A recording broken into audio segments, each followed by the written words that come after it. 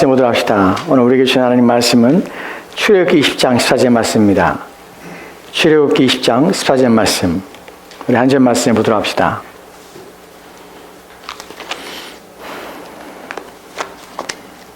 출애굽기 20장 14절 말씀입니다. 우리 찾으시는 줄 알고 우리 함께 합독하도록 합시다. 한 절 말씀입니다. 같이 읽겠습니다. 시작. 간음하지 말라. 아멘. 하나님의 말씀에 대한 우리의 지식은 무엇입니까? 여호와를 경외하는 도는 정결하여 영원까지 이르고 여호와의 법도는 진실하여 다 의로우니 금 곧 많은 순금보다 더 선무할 것이며 꿀과 성액보다 더 달도다. 또 주의 말씀이 이것으로 경고를 받아 이것을 지킴으로 시장이 크니이다. 아멘. 자, 기도할까요? 하나님, 여호와의 경외하는 도는 정결하고 영원합니다. 여호와의 법도는 진실하고 다 의로워서 금보다 순금보다 더 사모합니다. 꿀성이와 성의꽃보다 더 다는 여호와의 말씀을 들으려 합니다. 우리 말씀에 하나님 말씀이 정말 진심으로 금보다 순금보다 더 사모하는 말씀이 되게 도와주옵소서. 주의 말씀 우리에게 꿀성이보다 더 달게 하여 주옵소서. 말씀이 우리 가운데 우리 영혼을 살리고 우리 영혼을 만족하게 하며 우리 마음을 기쁨과 즐거움 가운데 둔다는 사실을 기억하여 날마다 주의 말씀 앞으로 가까이 나아가는 우리 삶 되도록 도와주옵소서. 이 시간 주의 말씀 앞에 섭니다. 부디 주의 성령을 통하여 들을 귀를, 말씀을 볼 수 있는 눈을, 우리의 마음을 열어주실 성령의 능력을 이 시간 우리 가운데 허락하여 주셔서 주의 말씀으로 힘을 얻게 도와주시고 주의 말씀으로 우리의 영혼이 새로워지게 도와주옵소서. 주께서 함께 영원하오며 예수님 이름으로 기도합니다. 아멘. 아멘. 오늘 우리 함께 살펴볼 7번째 계명은 아시는 대로 제7계명입니다. 출애굽기 20장 14절 말씀입니다. 14절 말씀에 간음하지 말라고 합니다. 이 계명에 담겨진 의미가 무엇인가 살펴볼 것이에요. 사실은 이 설교를 준비하면서 내용이 너무나 많아서 이 내용을 다 전할까 오늘 아침에도 고민했습니다. 이 내용을 줄여서 잘라서 할까 하는 데까지 이 말씀을 제한된 시간 안에서 이 말씀을 좀 전하려고 합니다. 집중해서 주의해서 이 계명이 말하고 있는 의미가 무엇인지 생각해 보도록 합시다. 여러분, 간음하다 무슨 의미입니까? 여러분이 생각하는 간음이란 무엇입니까? 사전적 정의를 보면 이렇게 정의됩니다. 한자로는 간음할 간, 음란할 사전에는 결혼한 사람이 배우자 이외의 다른 상대와 성관계를 갖는 행위, 정죄를 지키지 못하는 행위, 이것을 간음이라고 합니다. 사전적인 정의, 시상적인 정의는 이것이 간음입니다. 그 다음 성경에서 말하는 간음은 무엇일까요? 하나님께 7계명 속에서 간음하지 말라고 할 때에 우리는 어떻게 이 계명을 대하며 이 계명이 말하고 있는 의미는 무엇입니까? 하는 부분입니다. 이 계명을 생각할 때 성경에서 말하고는 이 계명을 어길 시에 하나님께서 징벌로서 주시는 내용이 무엇인지를 먼저 살펴보도록 합시다. 우리가 성경 살펴볼 때 레위기 20장 10절 말씀 보면 이렇게 기록되어 있습니다. 같이 읽겠습니다. 시작. 누구든지 남의 아내와 간음한 자는 곧 그 이웃의 아내와 간음한 자는 그 간부와 함께 음부를 반드시 죽일지니라. 아멘. 죽일지니라고 합니다. 간음한 자는 반드시 죽습니다. 둘 다 죽습니다. 또한 신명기에 보면 22장 22절 말씀에 이렇게 기록되어 같이 읽겠습니다. 시작. 어떤 남자가 유부녀와 동침한 것이 드러나거든 그 동침한 남자와 그 여자를 둘 다 죽여 이스라엘 중에 악을 제할지니라. 아멘. 아멘. 이 구절을 보면은 어떤 남자가 유부녀와 동침한 것이 드러나거든 그 동침한 남자와 그 여자를 둘 다 죽이라 합니다. 왜 죽여야 합니까? 이스라엘 중에 악을 제할지니라. 이렇게 하는 것을 하나님께서는 악으로 여긴다는 것이에요. 이렇게 하는 것이 죄라고 여기시는 것이에요. 이렇게 하는 것은 하나님께서 보시기에 악한 일이기 때문에 이것을 제하여 버리는 것이에요. 성경에서 제하다는 것은 잘라내는 것입니다. 그래서 죽이는 것입니다. 누가 죽입니까? 사람들이 돌로 쳐 죽이는 것입니다. 왜냐하면 이것은 악이기 때문에 이것이 확산되거나 이 일이 다른 사람에게 전염돼서 이 일이 모든 사람에게 통용되며 일반적으로 받을 만한 행위가 될까? 하나님께서 이것을 제하여 버리기 위해서 이들을 죽이라 하시는 것입니다. 그렇습니다. 성경에서는 제7계명을 어기면 죽습니다. 죽습니다. 왜 하나님께서 이 계명을 주셨나 하는 부분에서 우리가 첫 번째 생각할 것은 어떤 사람도 이렇게 이야기합니다. 이것은 가정을 지키기 위한 것이다 라는 생각을 합니다. 그래서 이렇게 말을 합니다. 같이 읽을까요? 시작. 이 계명은 사랑과 애정의 공동체, 즉 가정을 어떠한 불순함도 부정함도 더럽히지 못하도록 보호하기 위함이며 가정의 신성함을 지키기 위함 의도된 것이다 라고 합니다. 여러분 동의합니다. 이 계명은 사랑과 애정의 공동체인 가정을 지키기 위한 것, 불순함도 부정함도 더럽히지 못하도록 보호하기 위함, 가정의 신성함을 지키기 위한 의도된 것이라고 생각합니다. 보편적으로 모든 사람들이 이 말씀에, 이 정의에 대해서, 왜 이 계명의 의도에 대해서 이렇게 말하는 것에 대하여 다 동의합니다. 저도 동의합니다. 근데 정말 이것만일까요? 성경이 말하는 의도가 이것일까요? 여러분 제가 여러분에게 성경을 살피면서 우리가 이제 십계명을 살피면서 여러분이 알고 있는 내용이 아니란 사실을 말씀을 드렸습니다. 십계명을 살펴볼 때 우리가 보편적으로 인식하는 십계명의 의미가 아니라는 것이에요. 여러분 십계명은 도덕과 윤리적인 차원에서 여러분에게 말씀드린 것이 아니에요. 여러분이 세상의 법을 지킨다고 십계명을 지키는 것이 결코 아니라는 사실이에요. 십계명 안에는 하나님의 의도가 있습니다. 십계명의 첫 번째 의도는 무엇이냐면 하나님의 성품과 속성이 드러난다는 것이. 그러니까 우리는 십계명에 나오는 표면적인 의미를 가지고 생각해서 하나님께서 이 계명을 이렇게 지키려 했으니까 이 계명이 이런 의도일 거라 스스로 생각해서 하나님 말씀을 지키겠다고 말하는 것은 착각이라는 것이에요. 그 사람은 성경도 모를 뿐만 아니라 하나님의 의도도 모르기 때문에 이 계명을 절대로 지킬 수가 없다는 것입니다. 십계명은 의도를 가지고 있습니다. 목적을 가지고 있습니다. 무슨 의도와 무슨 목적이냐면 하나님의 성품과 속성이 드러나는 것이에요. 그래서 십계명을 바라볼 때 우리는 누굴 보게 되냐면 하나님을 보게 되는 것이에요. 그분의 성품이 드러나기 때문에 그분이 어떤 분인지가 계명 속에 드러나는 것이에요. 그 계명을 바라볼 때 하나님을 바라보기 때문에 우리는 십계명을 지킴으로 누굴 닮게 되냐면 하나님을 닮게 되며 신의 성품에 참여하게 되는 것입니다. 그렇기 때문에 도덕적으로 윤리적으로 십계명을 얘기하며 이대로 지키는 것이다. 간음이라는 것은 상대방의 배우자 이외에 다른 상대와 성적인 접촉과 성적인 관계를 갖는 것이다 라고 정의하는 세상적인 정의는 만족하지 못하는 것이, 성경이 말하는 의도를 모르는 것이. 여러분 기독교는 세상의 법칙과 다릅니다. 많은 사람들은 자신이 일반적인 법칙을 알기 때문에 세상의 자연법과 또한 세상의 이치를 알기 때문에 그것을 교회 안에 가지고 들어와서 그렇게 행하면 자기는 신앙인 줄 알아요. 착각입니다. 천만의 말입니다. 절대로 그 사람은 그리스도인 아닙니다.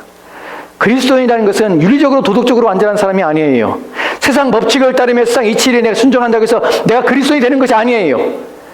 기독교는 전혀 세상과 다른 차원의 이야기를 하며 다른 법에 대해 이야기하고 있다는 것이, 하나님이 내신 것이며 하나님의 의도와 목적이 있다는 것이, 그것을 모르면서 그것을 지키지 않으면서 나는 그리스도인입니다, 나는 하나님의 말씀을 순종하고 있으며 라는 것은 새빨간 거짓말입니다. 오늘 많은 사람들이 십계명을 이렇게 이해합니다. 십계명을 자신의 수준으로 이해해요. 그걸 더 이상 깊이 알려고 하지도 않아요. 물론 가르치는 것도 없습니다. 그래서 우둔해지는 것이에요. 성경이 그럼 뭐라고 말합니까? 성경이 제7계명에서 간음하지 말라는 의도가 무엇입니까? 이것이 말하고자 하는 하나님의 목적은 무엇입니까? 라는 부분이에요. 우리가 첫 번째 살펴볼 성경 구절은 히브리서 13장 4절 말씀입니다. 같이 읽까요? 같이 읽겠습니다. 시작. 모든 사람은 결혼을 귀히 여기고 침소를 더럽히지 않게 하라. 음행하는 자들과 간음한 자들을 하나님이 심판하시리라. 여러분 구약에서는 죽이라고 했습니다. 신약에서는 뭐라고 말하냐면 하나님이 심판하신다 합니다.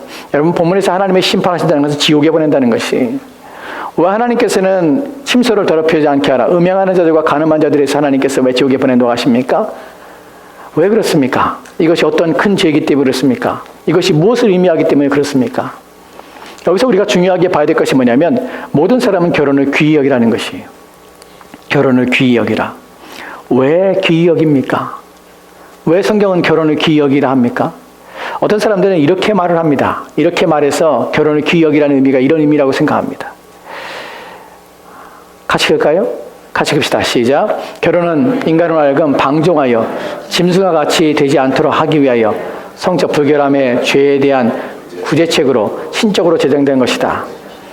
그러므로 결혼한 사람들은 모든 것이 그들에게 허용되어 있다고 생각해서는 안 되고 도리어 각자 자기 아내를 신중하게 접하고 또 각 아내는 그 남편에게 대해서도 그러해야 하는 것이다. 이렇게 가리키고 이렇게 알고 있는 사람도 있습니다. 여러분 이 내용이 옳습니까?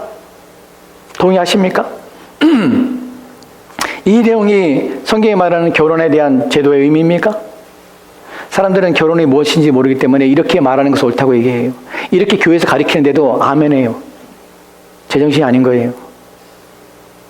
하나님께서 결혼의 제도를 내신 것이 인간으로 하여금 방종하여 짐승과 같이 되지 않기 위해서 결혼을 내신 것입니까? 그래서 성적 불결함 때문에 죄에 대한 구제책으로 이 신적인 제도를 내신 것입니까? 우리가 짐승과 같이 될까 봐? 우리가 성적인 불결함 때문에 그것 때문에 구제하기 위해서? 여러분, 결혼을 그렇게 낮게 보며 결혼에 하나님께서 내신 결혼에 대하여 그렇게 수준 없이 세상에서 말하며 수준 없이 가리키는 것은 잘못된 것입니다. 결코 결혼은 이런 차원의 것이 아니에요. 하나님께서 우리에게 결혼을 내신 목적은 결코 우리에게 어떤 구제책으로 주신 것이 아니에요. 결혼에 대해서 여러분이 아셔야 합니다. 결혼에 대해서 내용을 아셔야 왜 간음하지 말라는 것이 하나님께서 왜 미워하는 것이며 왜 그것을 지옥에 던져버리는 일인지를 우리가 알게 되는 것이에요. 여러분이 생각하는 결혼은 무엇입니까? 여러분은 왜 결혼하였습니까? 결혼의 목적은 무엇인지 알고 결혼하였습니까? 여러분은 그 결혼의 목적을 아시고 그 결혼의 목적을 성취하기 위해서 애를 쓰고 있습니까? 결혼의 목적은 무엇입니까? 이 부분을 생각하기 위해서는 창세기 2장 18절 말씀부터 시작합니다. 오늘 제 아내가 여기 앉아 있어서 참 다행입니다. 잘 듣고, 물론 이미 들어서 알고 있지만 다시 듣고, 결혼의 의미에 대해서 창세기 2장 18절은 결혼에 대한, 왜 하나님께서 결혼의 제도를 냈는지에 대해서 분명하게 말씀하는 시작되는 구절입니다. 같이 읽을까요? 같이 읽읍시다. 시작. 여호와 하나님이 가라사대 사람의 독초하는 것이 좋지 못하니 내가 그를 위하여 돕는 배풀을 지으라 하시니라. 아멘. 본문에 보면 사람이 독초하는 것이 좋지 못하다고 합니다. 그를 위하여 돕는 배필을 지으라 합니다.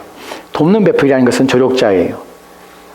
협력하여서 같이 일을 하는 자예요. 여러분, 돕는 배필이라는 말의 의미를 생각해 보십시오. 조력자입니다. 조력자는 것은 놀고 있는데 조력자가 필요 없습니다. 아무것도 하지 않는데 조력자가 필요 없어요. 무엇인가 하기 위해서 조력자가 필요한 것입니다. 무엇인가를 하려고 하는데 그 일을 제대로 하기 위해서 그 일을 끝마치고 그 일을 완성하기 위해서 필요한 사람이 조력자예요. 하나님께서는 무엇인가 완성하고 싶은 것이 있다는 것이에요. 무엇인가 함께 해야 될 일이 있다는 것이에요. 남자 혼자서는 안 되는 일이 있습니다. 그것을 그것을 조력자라는 돕는 배필을 만들어서 함께 그 일을 완성해야 돼 있다는 것이에요. 여기서 첫 번째 우리가 알게 되는 가정은 목적이 있다는 것이. 서로 좋아하는, 서로 이렇게 이상적인 성품과 외모를 가지고 있는 사람이 서로 눈 맞아서 서로 좋아해서 죽고 못 살아서 우리 결혼하자, 우리 함께 살자 해서 만든 것이 결혼이 아니에요.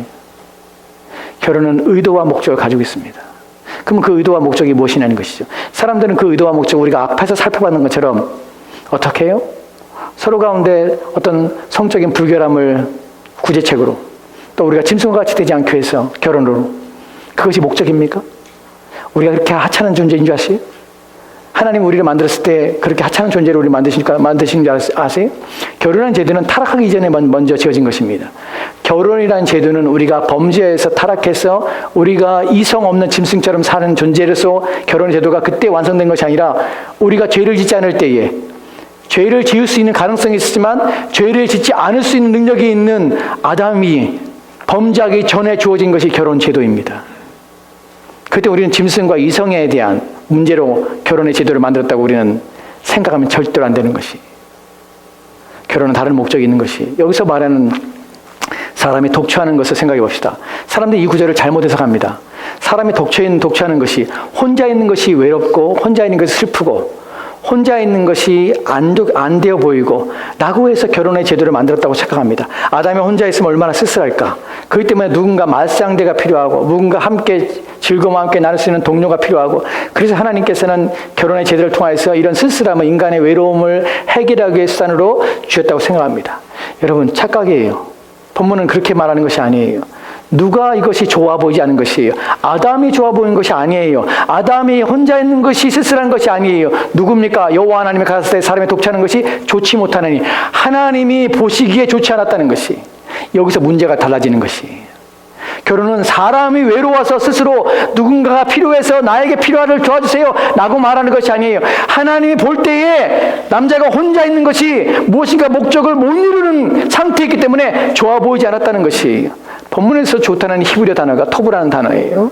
이 단어는 선하다는 것이에요. 누구 보시기에? 하나님 보시기에 좋은 것이에요. 이 단어가 창세기 1장에서 계속해서 등장합니다.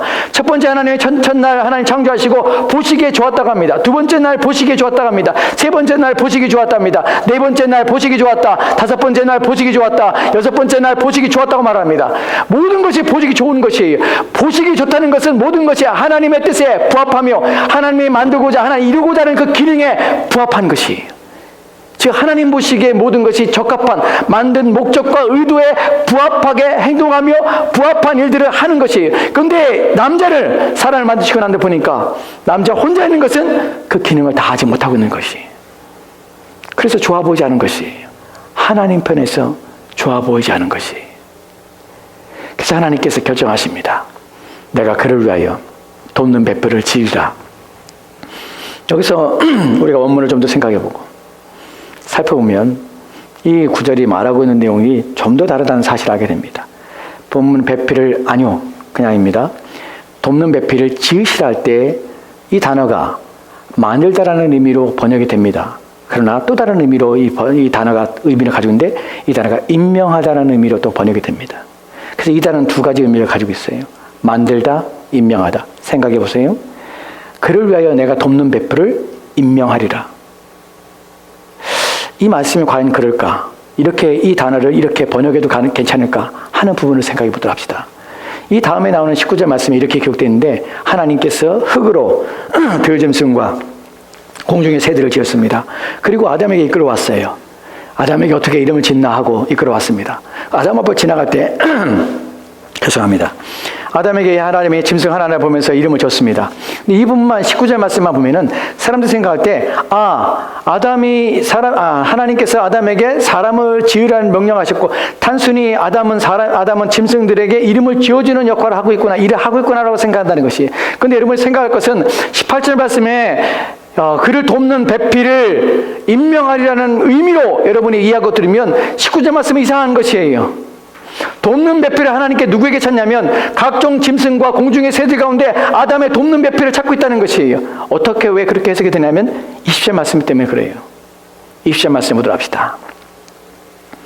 20절 말씀 같이 읽겠습니다. 시작. 아담의 모든 육축과 공중의 새와 들의 모든 짐승에게 이름을 주니라. 아담의 돕는 배필이 없으므로. 아멘.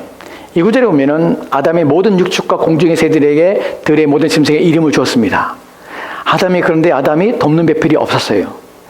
이 구절을 한글 성경을 보면 짐승 가운데 아담의 돕는 배필이 여전히 하와가 여자가 안 지어졌으니까 아담의 돕는 배필이 없는 것이 사실입니다. 그죠? 사실이에요. 근데 왜 이 구절을 말씀하시냐는 것이에요. 돕는 배필이 없으므로. 그래서 21절 말씀에 이제 하나님께서 아담을 잠재우시고 이제 하와를 만듭니다. 근데 사실 이 구절에서 돕는 배필이 없음이라는 단어에서 한글 성경의 번역이 좀 미흡합니다. 왜 미흡하냐면 NASB나 또는 NIV에서는 이 돕는 배필이 없음이라는 단어를 어떻게 번역하냐면 이렇게 번역합니다. 여기면은 But for Adam there was not found in. 무슨 말입니까? 거기서는 발견할 수가 없어요. 왜 이렇게 번역한지 아십니까?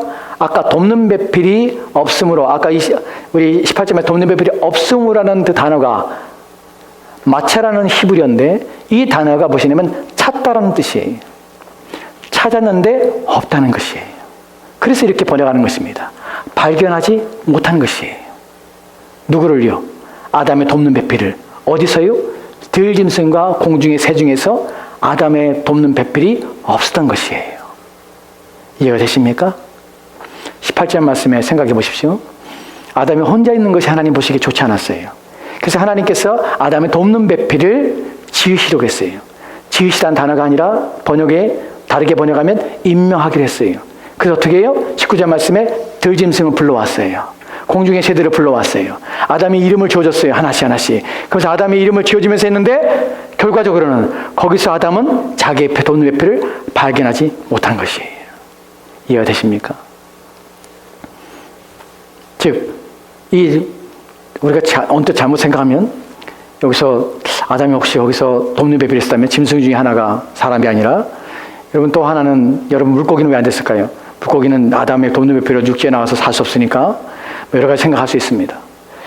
거기서 우리가 여기서 생각할 수 있는 것은, 결혼이라는 것은 여자란 존재를 만드는 자체의 문제가 아니라 하나님께서 아담에게 돕는 배필로 협력과 무엇인가를 하기 위한 목적 아래서 결혼한 제도를 만들었다는 사실을 알게 되는 것이, 발견하고 싶었지만 찾을 수가 없는 것이에요.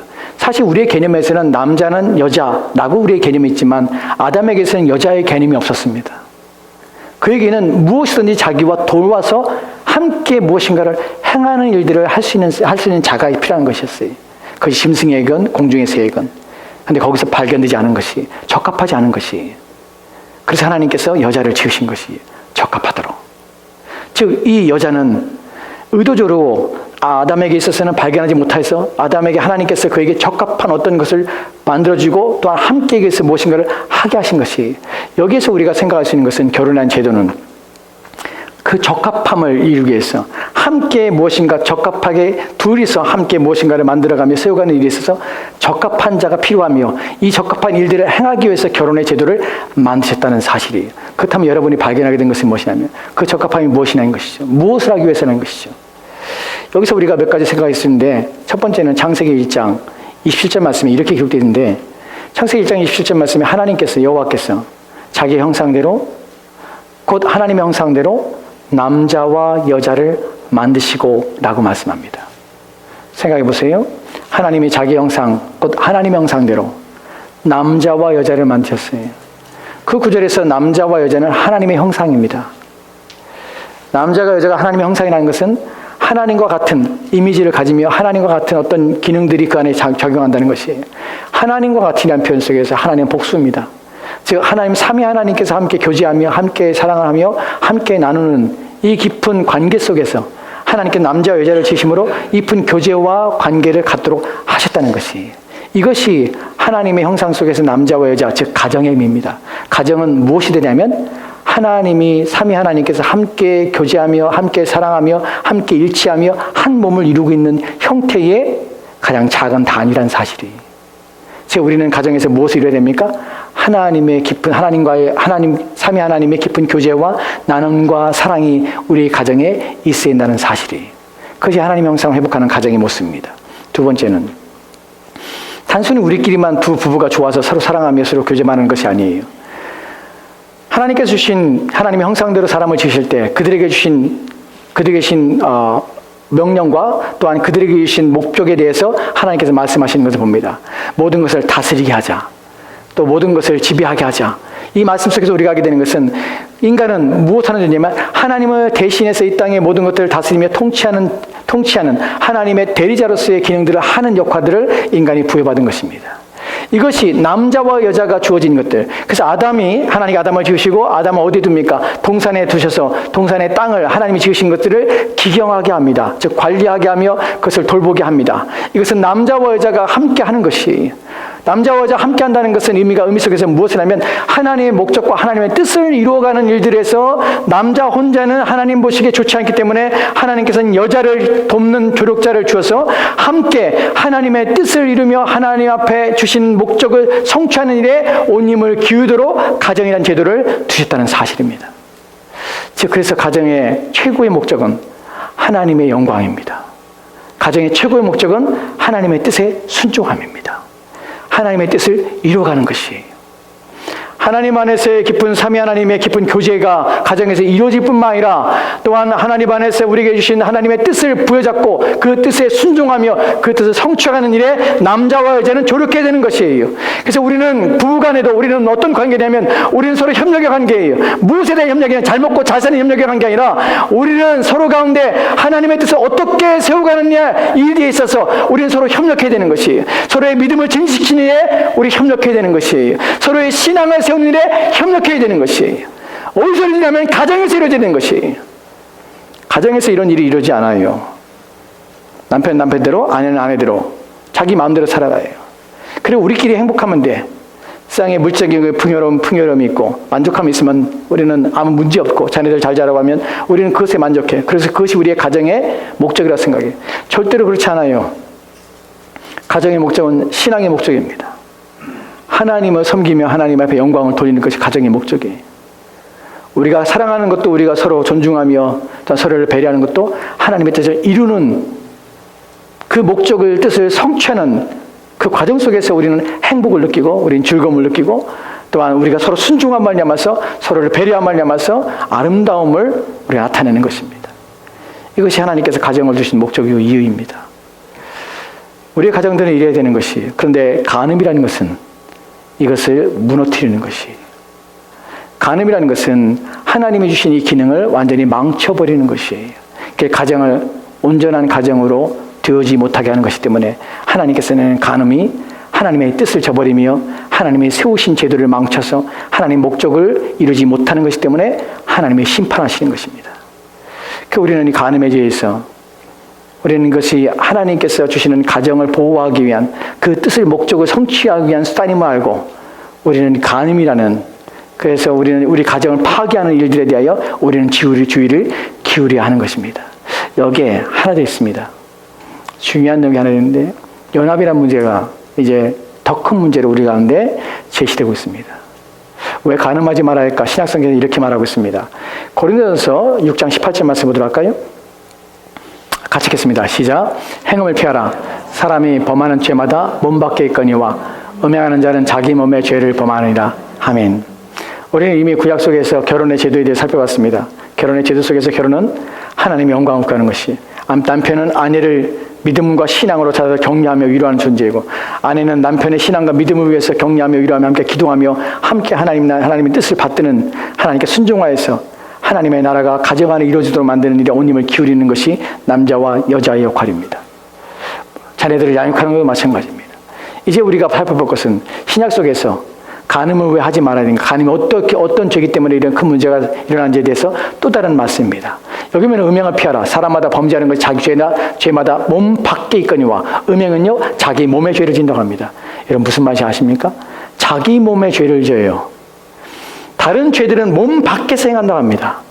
몸 밖에서 우리의 바깥에서 우리가 악을 행하고 죄를 행하는 몸 밖에 나옵니다. 하지만 어떤 것들은 몸 안에 있는 것처럼 느껴져요. 우리 가운데 탐욕이나 욕심이나 욕망이나 이런 것들은 몸 안에 있는 것처럼 느껴집니다. 근데 특별하게 음행은 자기 몸에게 죄를 짓는 것이다 라고 금하고 있다는 것이. 왜 몸에게 죄를 짓습니까? 이것이 무슨 의미입니까? 이 말씀에 대하여 우리가 살펴볼 때 15절 말씀 보면 6장 15절 말씀에 이렇게 기록됐습니다. 같이 읽읍시다. 시작. 너희 몸이 그리스도의 지체인 줄 알지 못하느냐? 내가 그리스도의 지체를 가지고 창조의 지체를 만들겠느냐? 결코 그럴 수 없느니라. 아멘. 본문에 보면 왜 우리 몸에 이것이 죄를 짓는 것입니까? 음행만큼은 너희 몸이 죄를 짓는 것이라 말하는 것입니까? 왜냐하면 너희 몸이 그리스도의 지체이기 때문에 그래요. 내 몸은 그리스도의 지체이기 때문에 그래요. 그리스도의 지체란 말은 내 몸이 그리스도의 몸이라는 것이에요. 내 몸을 내 마음대로 하면 안 되는 것이에요. 그리스도인은 자기의 영혼만이 아니라 자기의 육체 또한 그리스도께서 거하시는 전이기 때문에 우리는 우리의 몸이 그리스도의 것이라는 사실을 기억해야 합니다. 이 부분에 대하여 16절과 17절 말씀이 이렇게 기록됐습니다. 같이 읽읍시다. 시작. 창녀합하는 자는 일렀을 때 둘이 한 육체가 된다 하였으니 주와 합하는 자는 한 영이라. 아멘. 마지막의 내용을 보십시오. 주와 합하는 자는 한 영이라. 적어도 그리스도인이 되는 순간 난 누구와 합하게 되냐면 그리스도와 합하게 됩니다. 그리스도의 영이 내 안에 들어오셔서 내가 이제 그리스도의 것이 됩니다. 근데 이것이 단순히 영적인 접합만 아니라 내 육체 가운데도 이제 그리스도와 한 몸이 되는 것이. 그런데 창녀와 합하는 자는 그와 한 몸이 되는 것이. 그렇기 때문에 둘이 한 육체가 되기 때문에 이것은 그리스도와 합한 자가 이제 그리스도를 떠나서 창교와 한 몸이 되기 때문에 내 몸이 부정하게 되는 것이고 내 몸이 그리스도와 단절되게 하는 것입니다. 그렇기 때문에 간음은 죄이며 간음은 범하지 말아야 하는 것이 그리스도인에게는 특별히 내 안에 그리스도가 계시기 때문에 내 몸에 대하여 내 소유권이 그리스도의 것이기 때문에 그리스도의 몸을 창기의 몸으로 바꾸는 일에 대해서 우리는 하지 말아야 하는 것입니다. 이분에 대하여 19절과 20절 말씀이 이렇게 기록되어 있는데 함께 보도록 합시다. 같이 읽겠습니다. 시작. 너희 몸은 너희가 하나님께로 받은 바 너희 가운데 계신 성령의 전인 줄 알지 못하느냐? 너희는 너희 자신 것이 아니라 값으로 산 것이 되었으니 그런지 너희 몸으로 하나님께 영광을 돌리라. 아멘. 여기서 분명히 말씀하고 있는 무엇입니까? 너희 몸은 너희가 하나님께로 받은 바 너희 가운데 계신 성령의 전입니다. 그래서 안 하는 것이 내가 그리스도와 내 육체도 연합되어 있습니다. 내 안에 그리스도가 있기 때문에 내 육체 또한 그리스도의 것이기 때문에 내가 육체를 잘못 사용함으로 그리스도의 몸에 해를 가하기 때문에 이렇게 하지 않는 것입니다. 13절 말씀에는 이것이 왜 그런지 더 명확하게 말씀하고 있는데 13절 말씀 같이 봅시다. 시작. 음식은 배를 위하여 있고 배는 음식을 위하여 있나니 하나님은 이것저것을 다 패하시라. 몸은 음란을 위하여 있지 않고 오직 주를 위하여 있으며 주는 몸을 위하여 계시니라. 아멘. 기억합시다. 무엇을 기억하냐면 여러분 예수를 믿는다는 것은 여러분의 영혼이 구원받는 것만 아니라 여러분 육체도 구원받는 것입니다. 여러분의 영혼이 그리스도와 연합하는 것이 아니라 여러분의 육체 또한 그리스도와 연합합니다. 몸과 영혼이 모두 다 그리스도에게 속한 것이에요. 그래서 우리 육체의 쾌락에 대해서도 우리는 고민해야 되는 것이에요. 내가 사나 죽으나 그리스도의 것이 되는 것은 내 영혼만이 그런 것이 아니라 내 육체도 내 모든 것이 그리스도에게 속한 것입니다. 이것이 예수를 믿는 것이에요. 내가 예수를 믿는다는 것은 내 모든 것이 다 주님의 것입니다라는 고백을 하는 것입니다. 그래서 그 모든 것을 주님 앞에 바르게 사용하기 위해서 애를 써야 되는 것이에요. 그래서 간음하면 안 되는 것입니다. 이제 마지막으로 하이데베 교리문답에서 107문에 109문에서 이렇게 질문하는 것을 보게 됩니다. 같이 읽까요? 같이 읽읍시다. 시작. 하나님께서는 이 계명에서 간음 또는 그와 같은 부끄러운 죄만을 금하십니까? 예, 우리가 아까 살펴봤듯이 일상의 정의에서는 간음에 대하여 배우자 이외의 다른 사람과 성적인 관계를 갖는 것을 우리는 간음이라 합니다. 성경도 그렇게 말합니까?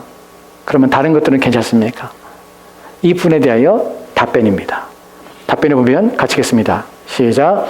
우리의 몸과 영혼이 모두 성령의 전이기 때문에 우리가 몸과 영혼을 순결하고 거룩하게 지키기를 원하십니다. 그렇게 하나님께서는 모든 부정한 행동이나 몸짓, 말이나 생각이나 욕망 또는 그리로 유혹하는 모든 것을 금하십니다. 아멘. 성령의 정의이기 때문에 몸과 영혼을 순결하게 원하셨고요. 또 거룩하게 지키기 원하십니다. 그렇게 하나님께서는 모든 부정한 행동, 몸짓, 말, 생각, 욕망 그리고 그리로 유혹하는 모든 것을 금하시는 것이 그것도 죄이기 때문에 그렇습니다. 우리는 간음에 대해서 말씀을 들었습니다. 간음은 가정에 대한 이야기입니다. 가정은 하나님께 지으신 것입니다. 목적을 가졌습니다. 우리의 가정은 하나님 보시기에 좋아야 하는 것이에요. 사람 보기에 좋은 것이 아니에요. 아무 문제 없고 잘 살고 잘 먹고 잘 사는 것이 우리의 가정의 목적이 아니에요. 우리 둘이 죽고 못 사는 것이 여러분의 가정의 목적이 아닌 것이. 여러분 둘이 행복하다고 해서 그리스도인이 아니에요. 여러분이 그렇게 둘이 좋아서 살다가 그렇게 죽는다고 해서 하나님께서 여러분의 가정 때문에 기뻐하거나 즐거워하지 않습니다. 여러분의 가정의 목적은, 여러분이 가정을 이루는 목적은 하나님의 영광입니다. 그분의 뜻에 부합하기 위해서 서로 애를 쓰는 것이, 하나님의 뜻을 세우기 위해서, 우리 가정에 하나님 말씀이 세워지기 위해서 부단히 협력하는 것입니다. 하나님 뜻이라면 부단히 자기를 내려놓는 것이에요. 부단히 게으르지 않기 위해서, 부단히 뒤로 물러가지 않기 위해서 부단히 애를 써서 함께 기도하며 함께 믿음의 길을 가는 것이에요. 가정에서 일어나는 가장 고귀한 일은 서로 가운데 믿음의 형제, 믿음의 자매가 되어서 하나님께 서는 것이에요. 여러분, 마지막으로 이 말씀을 마치도록 합시다. 우리가 성경에서 예수님께서 결혼에 대한 이야기를 하면서 이런 말씀하시는 것을 보게 됩니다. 사두개인들은 죽은 후에 천국이 없다, 죽은 후에 사람들이 결혼이 없다면 죽은 후에 천국이 없다고 합니다. 부활이 없다고 얘기를 합니다. 그 논쟁이 벌어졌을 때 예수님께서 말씀하신 내용이 있습니다. 너희가 오해하였다. 그러면서 천국에서는 이때 죽은 후에는 이제 시집도 가지 않냐고 장가도 가지 않냐, 천사처럼 이라는 표현을 씁니다. 여러분, 우리가 죽은 후에는 우리 어떤 관계를 갖겠냐면, 부부관계는 어떤 관계를 갖냐면 우리가 형제자매가 되는 것이, 모두가 다 형제자매가 됩니다. 그때는 결혼이라는 제도가 없습니다. 이제는 모두가 하나님 안에 있기 때문에 모두가 형제자매가 되는 것이, 그 말씀이 주는 의미가 무엇인지 아십니까? 이 땅에 사는 동안에도 우리는 형제요 자매로 서로에 대하여 존중하며 또 아끼며 협력하며 사랑한다는 것이, 내가 내 아내이기 때문에, 내 남편이기 때문에 함부로 하면 안 돼요. 우리는 그 땅에 가서 이제 온전한 형제요 자매로서 서로를 격려하며 위로하는 존재로서 그날에 세워지게 됩니다. 이 땅에 사는 동안에 우리는 서로를 거룩한 형제요, 거룩한 자매요, 신실한 하나님의 형제요, 자매로 서로를 존중하며 서로에게 순종하는 것입니다. 우리는 우리의 것이 아닙니다. 내 것이 아니라는 것이에요. 내 것으로 마음대로 조종하며 또한 주물러 내 뜻대로 행하는 것은 하나님께서 결혼을 세우신 제도에 역행하는 것일 뿐만 아니라 죄입니다. 여러분 마음에 남편을 쥐고 흔들려는 생각이 들 때마다 여러분은 악한 죄를 짓는 것입니다. 여러분이 여러분의 아내를 무시하며 멸시하는 생각이 들 때마다 여러분 하나님께 죄를 짓고 있는 것입니다. 우리는 절대로 서로에 대해서 그렇게 하면 안 됩니다. 왜냐하면 하나님께서 우리에게 주신 결혼의 가정이 그런 의도와 목적으로 시행되고 또한 인도되어지기를 결코 원하시지 않기 때문에 그렇습니다. 하나님 원하시는 가정을 저와 여러분이 세우고 이루어갔으면 좋겠습니다. 기도합시다.